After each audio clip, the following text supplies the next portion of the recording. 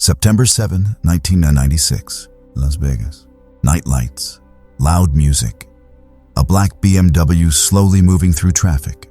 Inside the car sits one of the most famous rappers in the world, Tupac Shakur. Just minutes ago, he was smiling at a boxing match.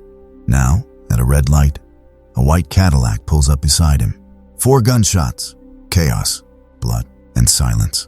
Tupac is hit multiple times. 6 days later, September 13, 1996, the man the world called a poet, a rebel, a prophet of the streets, is officially declared dead. But here's the strange part. No one is ever convicted. Witnesses disappear. Stories change. Evidence goes missing. Some say it was gang revenge. Some say it was the music industry. Some say Tupac never really died. And even today, almost 3 decades later, his murder remains one of the biggest unsolved mysteries in music history. But to understand how Tupac died, we first need to understand how Tupac lived. This is not just the story of a rapper. This is the story of a boy born into revolution, who turned pain into poetry and became immortal. This is Tupac Shakur. Tupac Amaru Shakur was born on June 16, 1971, in New York City. Even his name carried weight. Tupac Amaru was named after an 18th century revolutionary who fought against oppression. From the moment he was born, Tupac's life was tied to rebellion. His mother, Afeni Shakur, was a member of the Black Panther Party. She was arrested while pregnant with Tupac and charged with serious crimes. Imagine that. A child growing inside a prison cell before even seeing the world. Afeni was later found not guilty, but life never became easy. Tupac grew up surrounded by poverty, police surveillance, and constant fear. Drugs, violence, broken homes. He moved from city to city, New York, Baltimore, California. There was no stability, only survival. But Tupac was different. While other kids escaped reality through crime, Tupac escaped through words, discovering his voice. As a teenager, Tupac attended the Baltimore School for the Arts. This is something most people don't expect. Tupac studied acting, poetry, jazz, ballet. Yes, ballet. He read Shakespeare. He wrote deep poems about pain, racism, and dreams. Teachers said he was extremely intelligent, emotional, and intense. He felt everything, deeply, but life outside school was brutal. His family struggled with addiction. Friends ended up dead or in prison. Money was always short. That contrast shaped him. A sensitive artist, trapped in a violent world. And soon, music became his weapon, entering the rap world. In the late 1980s, Tupac moved to California. This is where everything changed. He joined a rap group called Digital Underground as a backup dancer and rapper. At first, no one took him seriously. But when Tupac grabbed the mic, people listened. His words were raw, honest, angry, emotional. In 1991, Tupac released his first solo album, Apocalypse Now. It wasn't party music. It was a warning. Songs talked about police brutality, racism, poverty, and hopelessness. Some politicians called him dangerous. Some called him a criminal. But the streets called him real. Tupac wasn't just rapping. He was reporting from the front lines. And with fame rising fast, trouble was rising with it. Because Tupac's biggest battle wasn't just with the system. It was with the life he couldn't escape. By the early 1990s, Tupac Shakur was no longer just a rapper. He was a voice, a symbol, and to many people in power, a problem. His music was everywhere. His face was everywhere. And his words made people uncomfortable. Tupac spoke about police violence, about racism, about life in the ghettos of America. And because of that, the media slowly turned against him. They didn't see him as an artist. They saw him as a threat. Oh, the trouble begins. As Tupac's fame grew, so did his legal troubles. In 1992, Tupac was involved in a shooting incident involving an off-duty police officer. Although Tupac was later cleared, the damage was done. His name was now connected with violence. Then came another case. In 1993, Tupac was accused of sexual assault. Tupac denied the charges completely. He claimed he was set up. But in 1994, he was found guilty and sentenced to prison. From that moment, everything changed. The industry that once praised him started distancing itself. Friends disappeared. Trust was broken. and Tupac felt betrayed. Ho, a man under pressure. During this time, Tupac became angry. Not fake anger, real anger. He believed the system was against him. He believed people around him were using him. And slowly, paranoia started to grow. Tupac once said, "I feel like I'm going to die young." Those weren't lyrics. Those were his real thoughts. Ho. The night that changed everything. November 30th, 1994. New York City. Tupac walks into a recording studio building. Suddenly, he is ambushed. 5 gunshots. Tupac is hit multiple times. He survives. But something even more shocking happens. The very next day, Tupac is sentenced to prison. In his mind, this was no coincidence. He believed someone close to him had set him up, and one name kept coming back to him. The notorious B.I.G., Biggie. At that time, Biggie was one of the biggest rappers on the East Coast, and he was close to the same people Tupac believed betrayed him. From this moment on, hip-hop changed forever. Ho. The birth of a war.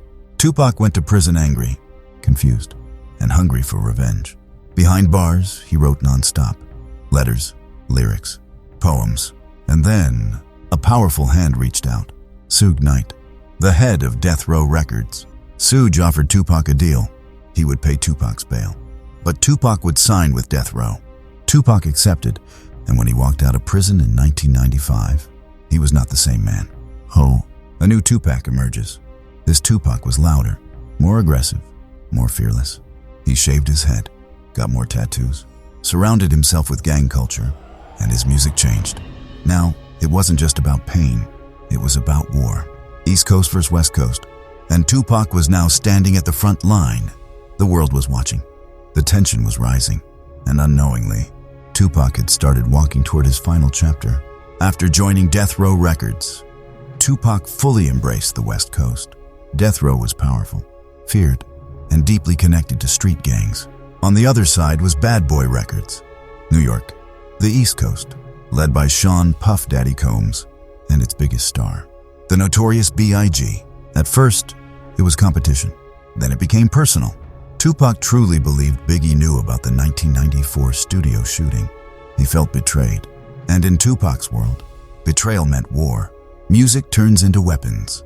Tupac didn't stay silent. He attacked with lyrics. In 1996, Tupac released the song Hit 'Em Up. It wasn't subtle. It wasn't coded. It was direct, aggressive, explosive. He called out Biggie by name. He insulted his crew. He mocked his city. Hip-hop had never heard anything like it. The song shocked the industry. Fans picked sides. Radio stations argued. The streets felt the tension.